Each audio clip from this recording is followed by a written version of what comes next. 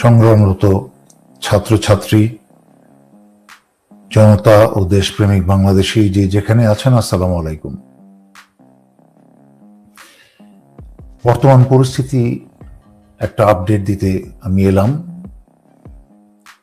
বর্তমান পরিস্থিতি বাংলাদেশে অত্যন্ত ভয়াবহ এবং এই স্বৈরাচারী শেখ হাসিনা সরকারের সম্পূর্ণ নিয়ন্ত্রণের বাইরে।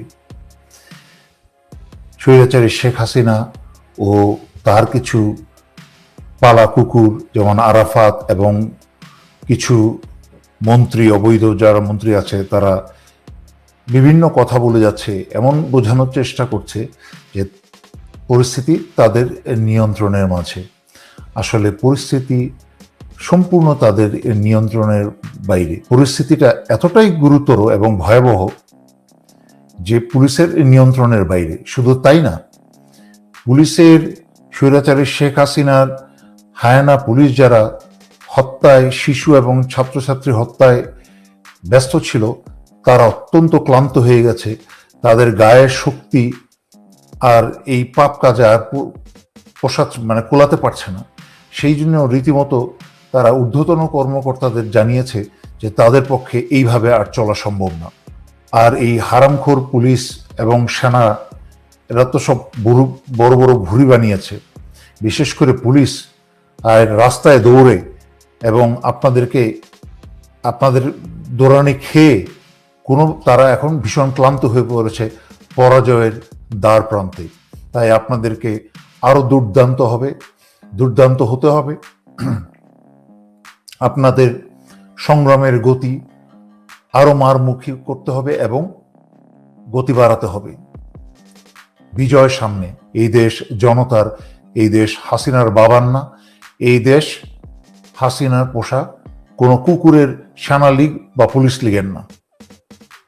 একই সাথে সেনা লীগের মাঝখানে ভীতি ঢুকেছে, প্রবেশ করেছে। এই সেনা লীগের পরিবাররা এখন সেনানিবাস থেকে বের হতে সাহস পাচ্ছে না। আমি কিন্তু এটা আগেও ব্যাখ্যা করেছি যে তারা কি ভুল করলো তারা বুঝতে পারছে না, এবং সেটাই হয়েছে। তারা জানে রাস্তায় তারা বেরোলে যদি জনগণ বুঝতে পারে যে সেনাবাহিনীর পরিবার, তাহলে যে কোনো অঘটন ঘটে যেতে পারে। যেটা স্বৈরাচারী শেখ হাসিনা হুমকি দিয়েছে, দেশের মালিক জনতাকে হুমকি দিয়েছে, এই ভারতের কাজের বেটি হুমকি দিয়েছে যে কোনো অঘটন ঘটে যেতে পারে। কথা তো ঠিকই, অঘটন জনতার ঘটবে না। স্বৈরাচারী শেখ হাসিনা এবং তার পোষা পুলিশ এবং পোষা সেনাদের নিশ্চিত অঘটন সামনে ঘটতে যাচ্ছে। ভয়ঙ্কর সময় ইনশাল্লাহ সামনে। এবার জনতার সংগ্রাম, ছাত্রছাত্রীর জনতার সংগ্রাম এবং বাংলাদেশের বিজয়ের সময়, দ্বিতীয় স্বাধীনতার সময়। এখন সশস্ত্র বাহিনী তাদেরকে এত নিচে নামিয়েছে যে জনগণ এখন পুলিশের চেয়েও বেশি ঘৃণার চোখে দেখে এই সশস্ত্র বাহিনী। কারণ গত 15 বছর স্বৈরাচারী শেখ হাসিনা অবৈধভাবে ক্ষমতায় বসেই ছিল এই দেশ বিরোধী সশস্ত্র বাহিনীর কারণে। কারণ যদি সশস্ত্র বাহিনী নামতো দেশের জন্য এবং জনতার জন্য, তাহলে পুলিশের কোনো চিহ্ন থাকতো না। সুতরাং এর জন্য সামগ্রিকভাবে দায়ী হচ্ছে সশস্ত্র বাহিনী। এই যে প্রজন্ম জেগে উঠেছে, এই যে যোদ্ধা প্রজন্ম জেগে উঠেছে, যুগে যুগে বাংলাদেশের স্বাধীনতার আগের থেকেই, সেই ভাষা আন্দোলন থেকে আরম্ভ করে এই বাংলাদেশিদের বা বাঙালিদের যে ইতিহাসে ছাত্র আন্দোলনের শক্তি, তা যুগে যুগে প্রমাণ করেছে সময়ে। এবার জেগে উঠেছে, এবার আর দেশ স্বাধীন না করে ঘরে ফেরা নয়। এই যে সাহস এদের জেগেছে, এই যে মুখ এদের খুলেছে, এই যে হাত এদের চলেছে, এই হাত বন্ধ করা যাবে না, এই পা থামানো যাবে না, এই মুখকে আর বন্ধ করা যাবে না।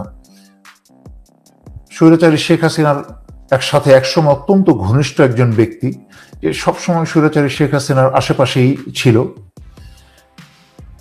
উনি আমাকে নিশ্চিত করেছে যে স্বৈরাচারী শেখ হাসিনা তার মন্ত্রীদেরকে নির্দেশ দিয়েছে বা উপদেশ দিয়েছে যেন কেউ তাদের নিজ বাড়িতে না ঘুমায়, নিজ বাড়িতে না থাকে। কারণ স্বৈরাচারী শেখ হাসিনা বুঝে ফেলেছে যে এর পুলিশ যেহেতু ক্লান্ত হয়ে গেছে, তাকে প্রোটেকশন দেওয়ার আর কেউ নেই, পারলে 2-4টা পুলিশও তার পিছন দিক দিয়ে ব্যানারটা ঢুকাবে। যারা এতদিন পুলিশের ভিতরেও নিগৃহীত ছিল, বঞ্চিত ছিল, তারা এখন ব্যানারটা খুলছে এবং তারা সেটাকে সাম দিচ্ছে। এবং সেনাবাহিনীর সৈনিকরা যারা এতদিন চুপ করে ঘুষখোর জেনারেলদের এবং সেনা প্রধানদের আদেশ শুনেছে, অন্যায়কারী আদেশ শুনেছে, সেই সব ইয়াং অফিসার এবং সৈনিকরা কিন্তু বেয়নেটে এবং বুলেটে আস্তে একটু হালকা করে পরিষ্কার করছে, ব্যারেলটা ক্লিন করছে।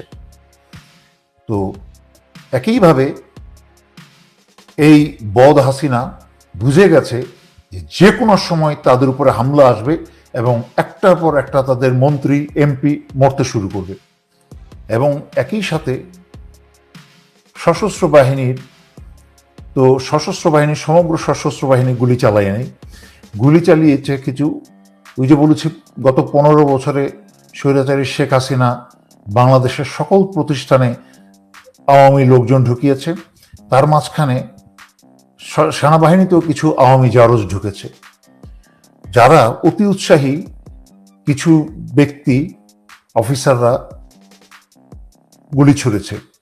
যেমন একটা আছে আওয়ামী এক প্রতিমন্ত্রীর ভাই মেজর জেনারেল আমিনুল, গুলি চালিয়েছে। সুতরাং একে শুধুমাত্র গ্রেফতার করলেই হবে না, একে যেখানেই পাওয়া যাবে সেখানেই জনতার ধোলাই দিতে হবে, তারপরে জেলে পাঠাতে হবে। এবং এরকম আরো বেশ কিছু আছে, হাসিনার পোষা এবং পালা কুকুর। একটা স্বৈরাচারীকে, একটা অত্যাচারী শাসককে, একটা অবৈধ ভোটচোর এবং ব্যাংকচোর শাসককে যখন যারাই সমর্থন করেছে তারাই একই সমপরিমাণ পাপী। এখন জনতার আক্রোশ থেকে বাঁচার জন্য এবং সামনে জনতার বিজয় সম্পূর্ণরূপে অনুমান করতে পেরে সুর বদলেছে মাত্র। কিন্তু জনগণ চিনে গেছে প্রত্যেকের আসল রূপ। ইউনিফর্মে, সে পুলিশের হোক, সেনা ইউনিফর্ম হোক, অথবা সচিবালয়ের সচিব হোক, অথবা যে কোনো ধরনের রাজনীতিবিদ, মুক্তিযোদ্ধা যারাই হোক, যারা এই 15 বছর স্বৈরাচারী হাসিনাকে সমর্থন দিয়েছে এবং যারা মুখ বন্ধ করে থেকেও সমর্থন দিয়েছে, তারাও সমপরিমাণ পাপী। দিন শেষ, দিন বদলের পালা শুরু। একই সাথে সশস্ত্র বাহিনীর দেশপ্রেমিক সকল সদস্যের সময় এসেছে সেনা এই স্বৈরাচারী শেখ হাসিনার আত্মীয় সেনা প্রধানের এবং তাদের ঘুষ খাওয়া ডিভিশন কমান্ডার জেনারেলদের আদেশ অমান্য করে অস্ত্র হাতে নিয়ে রাস্তায় নামার দেশ এবং জনতার পক্ষে। তাহলে আবারও বলছি, 1000-এর উপরে ছাত্রছাত্রীকে, জনতাকে শিশু সহকারে স্বৈরাচারী শেখ হাসিনার পুলিশ এবং সেনা লীগ হত্যা করেছে। সেনাবাহিনীর কুলাঙ্গার সেনা সদস্যের গুলিতে ছাত্রের মাথার খুলি পর্যন্ত উড়ে গেছে। এইগুলার প্রত্যেকটার বিচার ইনশাল্লাহ এই বাংলাদেশের মাটিতেই হবে, কেউ ছাড়া পাবে না। এবং এরকম আরো একটা তালিকা আমি প্রকাশ করব, যারা যারা এই একই এই তারই আরেকজন কোর্সমেট আছে মামুন, দুজনেই 21 লং কোর্সের, দুইটাই হাসিনার পোষা কুকুর। এদের অস্তিত্ব বাংলাদেশে হারাম করে দিতে হবে, যেন আর কোনো অফিসার গুলি করার সাহস না পায়। 50 বার তার পরিবারের কথা চিন্তা করে, 50 বার তার দেশের ভবিষ্যৎ চিন্তা করে। আপনি খেয়াল করে দেখেন, আমাদের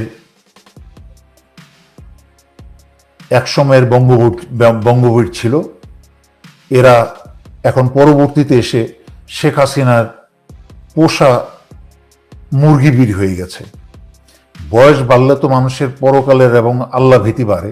এদের যত বয়স বেড়েছে, এদের পাপ আকাম আরো বেড়েছে।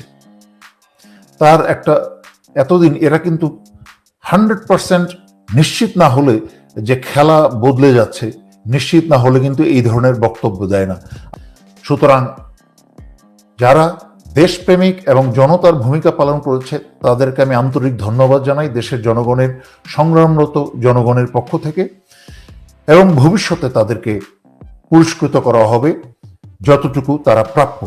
তবে বহু আগেই উচিত ছিল, আমি বলেছি যে একজন দুইজন ডিভিশন কমান্ডার তার পুরা ডিভিশন নিয়ে নেমে গেলেই কিন্তু বাকি সমগ্র সশস্ত্র বাহিনী তাকে অনুসরণ করত। এখনো সেই সুযোগ আছে। এখন কিন্তু হাসিনা তার এই 15 বছরের ইতিহাসে সবচেয়ে দুর্বলতম সময় অবস্থান করছে। এই সময় কিন্তু আঘাত করার উপযুক্ত সময়।